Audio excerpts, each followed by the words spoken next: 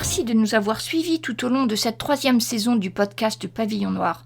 Pour vous remercier, fidèles auditeurs, nous allons mettre en ligne, comme à notre habitude, le journal de Guillaume, tome 3, où vous trouvez résumé toute cette dernière saison. N'oubliez pas que sont encore à disposition le tome 1 et le tome 2, où vous trouverez les aventures de nos héros depuis le tout début. Que s'est-il passé pendant la saison 3 ? Naufragés, Jacques-Auguste, Eric, Guillaume et Jack essayent de survivre. Ils découvrent que l'île est peuplée de sauvages et que les pirates qui les ont fait couler se sont également réfugiés sur l'île. Bastien se rend compte qu'ils sont arrivés sur l'île de la carte au trésor qu'il avait récupérée il y a quelque temps déjà sur Thomas d'Aigremont. En suivant la piste de ce trésor, Guillaume va dévoiler son plus grand secret. Elle se grimait en homme depuis le début, et c'est sous le nom d'Anne qu'elle sera désormais connue par ses compagnons, par Bastien, plus quelques autres. Après avoir récupéré le trésor, fait une alliance avec les pirates, réussi à vaincre les indigènes, nos amis embarquent cette fois-ci à bord du Prudent, en direction de la Havane. Donc après... pas beaucoup de navigation après 4-5 jours. Nous sommes le 11 septembre 1715. Vous étiez parti, je crois, un vendredi ou un samedi, je sais plus. Un samedi. Ah non, un samedi. Un samedi. Oui. Donc vous avez navigué pendant 5 jours et conformément aux prévisions magistralement interprétées par Anne Le Goff, vous avez eu beau temps. Vous avez même eu un vent tellement favorable que vous êtes allé drôlement vite pour atteindre Cuba et la Havane. Vous étiez sur une des petites îles des Antilles. On ne peut pas avoir que des malheurs non plus. C'est ça. Et pendant la traversée, vous avez fait connaissance de votre équipage, surtout Jack qui maintenant est maître d'équipage, donc qui s'est fait, je pense, un devoir de discuter avec tout l'équipage, pas vrai, Jack ? Bien sûr, j'ai fait le tour de tout le monde pour voir un peu dans quel état d'esprit tout le monde était. Je vais quand même te demander un test, savoir si tu as réussi à cerner quelques personnages mieux que d'autres. Charisme, connaissance des marins, voilà, c'est ouais. ça paraît le plus logique. Bonne réussite, ok. Donc, de toute façon, comme on le disait, tu as discuté un petit peu avec tout le monde. Qu'est-ce que tu auras réussi à cerner un petit peu ? Du capitaine, que c'est un excellent marin. Et que lui, s'il pouvait ne jamais descendre à terre, tu penses qu'il le ferait. Ceci dit, le capitaine Rochefort est aussi un très très bon gestionnaire. D'ailleurs, c'est pour ça que tu seras pas étonné quand il va vous proposer quelques arrangements au port de la Havane. Tu en as discuté un petit peu avec lui, enfin lui et puis peut-être d'autres. Hein. C'est-à-dire qu'il propose à ses marins de laisser une partie de leur argent, de leur or, pour qu'il achète des cargaisons en commun et qu'il les revende après. Parce que comme il vous l'a déjà dit, parfois la piraterie ne paye pas aussi bien qu'elle le voudrait. Et puis ça nous donne une bonne image de marchand. Comme là, à la Havane, il veut pas se faire passer pour un bateau pirate. Donc, vous êtes déjà prévenus. Il veut se faire passer pour un bateau marchand. Il a les papiers nécessaires qui sont faux, mais qui, il espère, marcheront bien pour accoster à la Havane. Et du coup, ça sera aussi l'occasion. Il va vraiment faire le marchand, c'est-à-dire qu'il va acheter des cargaisons pour le navire, mais il va pouvoir les revendre après par la suite. Ça lui sert de couverture, mais en même temps, il vous a laissé comprendre que oui, on pouvait faire des sous comme ça aussi. Après, ce qui m'intéresse de savoir, c'est ceux à qui on peut faire confiance et ceux de qui on doit se méfier. Alors, de tous les hommes, toi, tu ferais confiance à pratiquement tous. Ils travaillent bien en équipe. Celui dont tu te méfies un petit peu, c'est Alfonso Pérez, l'Espagnol. Le macho. L'Espagnol, c'est normal. Parce que, en fait, il est vachement agressif, même avec les autres. Il est souvent maussade. Il a une attitude qui est difficile à intégrer dans un groupe. Donc, toi, en tant que maître d'équipage, tu sais que c'est le mec qui peut poser problème à s'opposer quand c'est pas le moment, ce genre de choses. D'accord. Et un autre, c'est l'anglais, Robert Masbat, le canonnier, que vous appelez feu au cul. Euh, et qui chante très très bien. Ah bah. Il est un petit peu sanguin. C'est-à-dire que quand il envoie un qui fait pas ce qu'il faut, c'est pas rare qu'il mette des grandes claques dans la tronche de ceux qui vont pas assez vite. Donc ces deux-là, tu t'en méfies, disons pas dans le sens où tu leur fais pas confiance, Ouais. mais tu sais que eux, sous la pression, ils vont peut-être, ça peut nuire à une bonne qualité de manœuvre. Après, ils sont tous très très fidèles à leur capitaine. T'as été que 5 jours avec, mais avec une bonne réussite, tu sens pas de... quand ils parlent du capitaine, c'est que le capitaine a réussi à les sortir de telle situation, enfin il les a jamais laissés tomber, etc. etc. D'accord. Donc t'as plutôt une bonne impression de ton de tes nouveaux coéquipiers et tu penses que tu arriveras à faire augmenter la manœuvre du bateau pour que ils réagissent aux ordres plus vite, etc. Donc tu es plutôt confiant. Est-ce que pendant les 5 jours de traversée, vous avez voulu parler avec quelqu'un en particulier ou faire quelque chose en particulier? Oui, moi je me serais bien effectivement intéressé au capitaine Quentin Rochefort pour savoir effectivement mais je crois que tu l'as déjà dit, hein, mais c'est ce qui m'intéresse moi aussi, le capitaine. Son comportement, ses actions, sa mentalité, Ok, donc toi, ce que je vais te faire à ce moment-là, c'est plutôt un test d'empathie, je dirais. Parce que ce que tu veux cerner, c'est la personnalité du capitaine plutôt. Hein. Oui, tout à fait. Donc empathie avec charisme.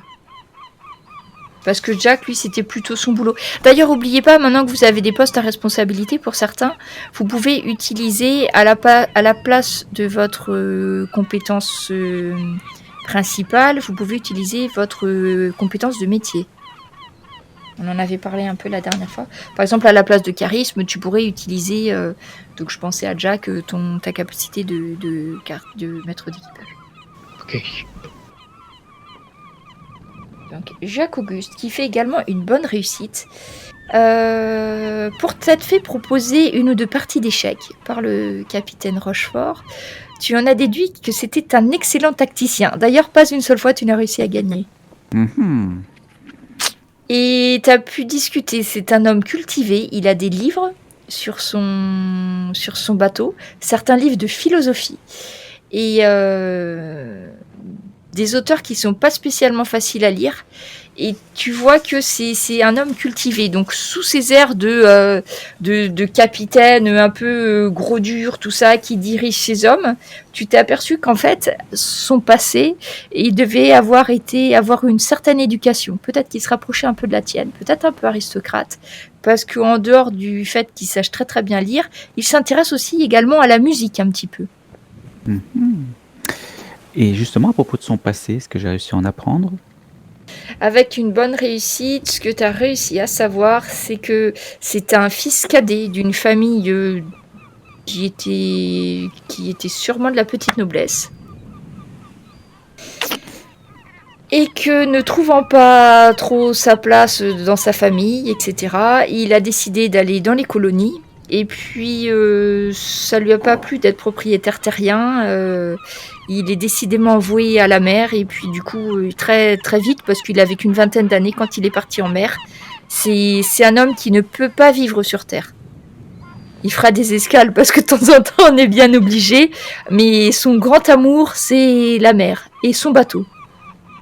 C'est pour ça qu'il refusera même si tu lui redemandes à l'occasion d'une partie d'échecs un peu rosée, etc., il refusera catégoriquement de vendre ne serait-ce qu'une petite part de son bateau. Entendu. Voilà pour Jacques Auguste. Eric et Anne ? Écoute, non, moi je fais rien de Moi j'ai une question pour toi, Anne. Est-ce que tu t'assumes en tant que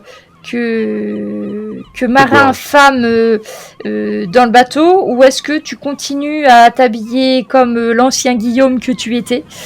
Ah non, je continue de m'habiller. Alors je continue de m'habiller comme Guillaume. Hein. Donc extérieurement tu ne changes rien, tu restes Guillaume, et comment est-ce que tu te fais appeler par l'équipage ? Le Goff. Spontanément, de toute façon, ils vont t'appeler, c'est ce que j'allais dire, ils vont t'appeler le Goff. Oui. D'accord. Après, pour l'équipage en général, ce sera le Goff. Après, pour Jack, Eric et Jacques-Auguste, et après, s'ils m'appellent Anne ou Guillaume, ça, je saurais que c'est moi de toute façon. Par contre, les autres, pour l'instant, ils doivent m'appeler le Goff. Alors, tu vas remarquer au cours des 5 jours que la petite Rose te suit comme ton ombre. Oui. Et que du coup, elle s'habille, tu vois, elle essaye de s'habiller un petit peu comme toi. Elle va devenir ton mini, mon mini le mini Le Goff, tu vois. Et quand elle te voit hausser le ton avec certains hommes qui se bougent pas assez pour toi parce que t'assumes tout à fait le fait d'être maître pilote et que du coup les matelots tu vois ils te doivent quand même de pas trop marcher sur les pieds, et une ou deux fois peut-être avec un sourire en coin t'as vu que la gamine elle reprenait tes mots, elle reprenait tes expressions, et qu'elle elle avait la même attitude fermée, tu vois, quand on l'embête, les poings serrés, toute droite, un regard noir, et tu l'as regardée, puis petit à petit tu t'es dit mais en fait c'est comme ça que je fais aussi. Et donc après, à toi de dire si ça t'a plutôt agacé ou si ça t'a plutôt amusé. Mais en tout cas, c'est ce que tu as pu remarquer. Ça me plaît bien et je vais la prendre un peu sous mon aile aussi quand Jean-François s'occupera pas d'elle, parce que je sais qu'il y tient beaucoup. Donc voilà. Je vais la surveiller du coin de l'œil et puis...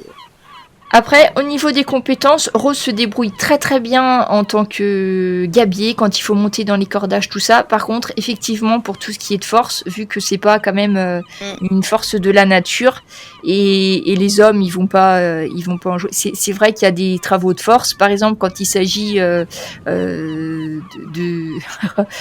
tirer sur des gros cordages et tout ça, des choses comme ça. Généralement, ils vont pas la mettre à contribution. Mais c'est ce qu'ils font aussi avec les enfants jeunes, mousses qui sont sur un bateau, en règle générale. Et Eric.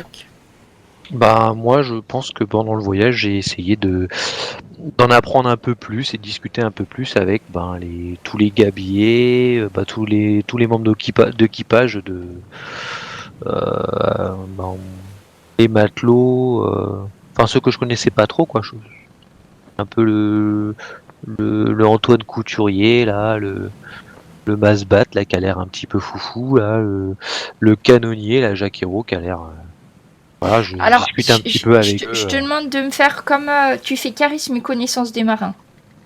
Très bien. De discuter un peu. Après vous travaillez ensemble de toute façon, donc effectivement. Voilà, donc à un moment on est amené à... Alors connaissance des marins. Maritime, connaissance des marins.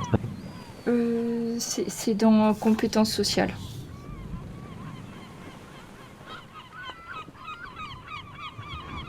Ah ouais, si je suis là. Oh bah purée. Fallait bien qu'il tombe. Oui, alors, j'ai essayé de me faire des potes, mais je crois qu'ils m'ont pas du tout. Voilà, alors c'est pas ça, c'est l'espagnol qui fait le même boulot que toi, puisqu'il est à la vigie. Peut-être qu'il t'a. Il me déteste pour ça. Alors, tu sais, après, il a l'air de détester beaucoup de monde, mais clairement, lui, il t'aime pas. Okay. Déjà, c'est clair. Il te voit comme un adversaire, parce que tu fais le même boulot que lui, donc tu vois que lui, il t'aime pas. C'est sûr. Déjà.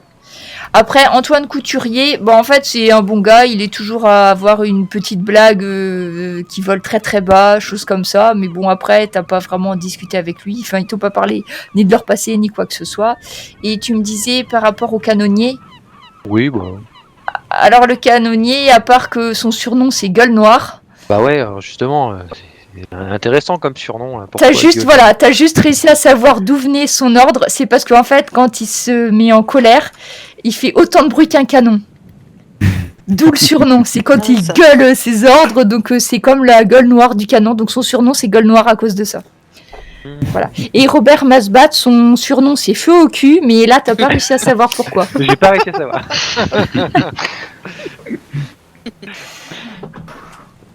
Donc voilà. Après cette traversée qui s'est très très bien passée, et vous avez vu que vos nouvelles recrues, même si c'est pas vous qui les avez vraiment recrutées, vous avez réussi à faire une bonne équipe. Tout le monde a bien travaillé ensemble. Bastien est complètement à l'aise dans sa position de second. qui s'est arrangé pour que tout le monde s'entendait plus ou moins avec tout le monde. Ceux qui étaient avec vous, de toute façon, c'était pas des gens à problème, aussi bien Grand François que Joe, que le charpentier et tout. Donc en fait, vous commencez à avoir une certaine cohérence d'équipage. Par contre, clairement, pour le bateau, vous voyez que vous êtes un peu en effectif limité. C'est-à-dire là, vous avez eu de la chance, il a fait beau temps. Déjà, votre navire est endommagé, mais même s'il était en bon état, vous savez qu'en cas de gros temps, ou si vous vouliez délester un navire sur le passage de ce qu'il a dans ses cales, vous seriez pas assez nombreux pour faire à la fois la manœuvre, à la fois une attaque et ce genre de choses. Donc c'est ce que discutera Jack avec le capitaine, le second, et sans doute après un petit peu tous les autres. C'est qu'il va vous falloir des hommes quand même. Hein.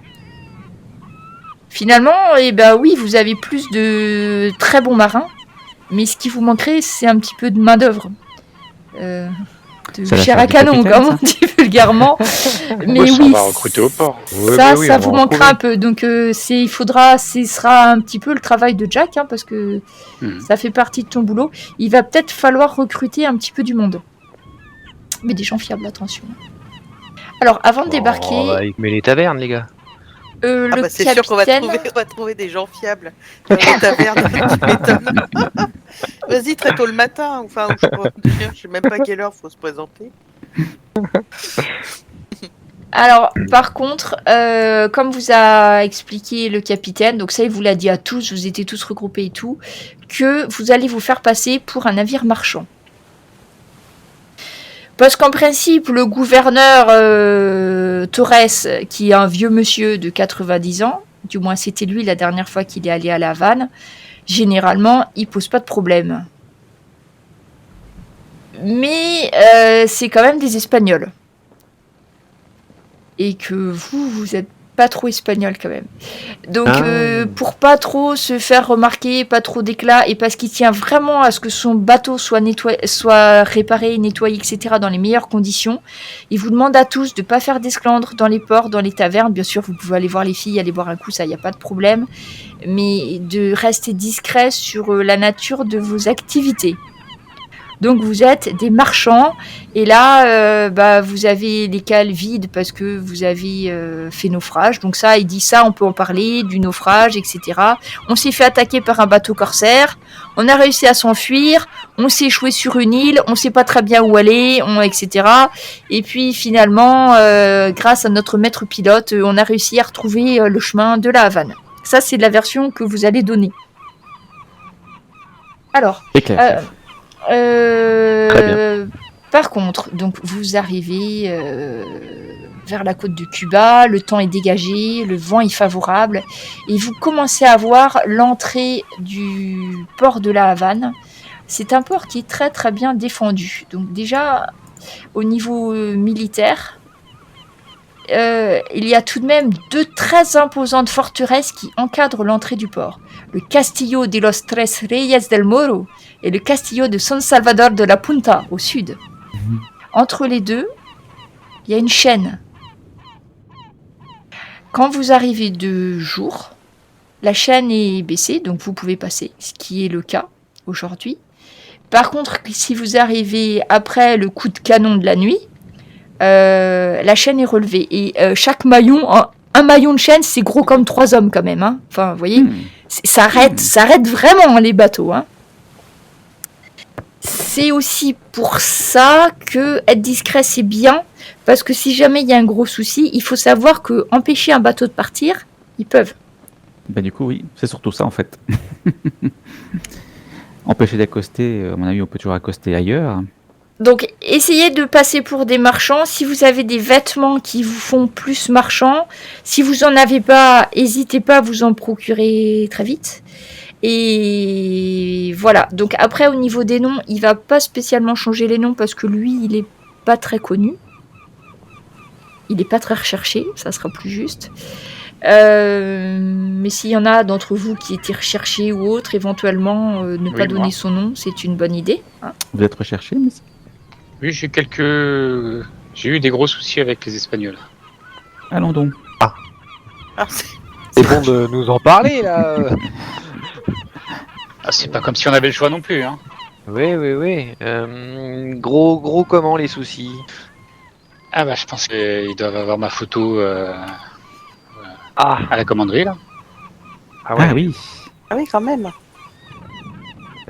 oui. Donc, Enfin, quand je parle de ma photo, mon portrait. oui. Ton croquis. Mhm. Donc j'ai opté pour Et- me grimer, peut-être oui pour changer mon nom effectivement. Et peut avoir un vêtement qui te qui te cache un petit peu au regard des autres, Mais de peut-être. toute façon il faudra que je limite mes allées et venues Ouais, c'est à ça. la Havane. Et surtout pas me faire reconnaître par les gardes, Ouais. gardes du roi. Du gouverneur du moins. Et pour quelle raison? Je vous raconterai ça peut-être. Mhm.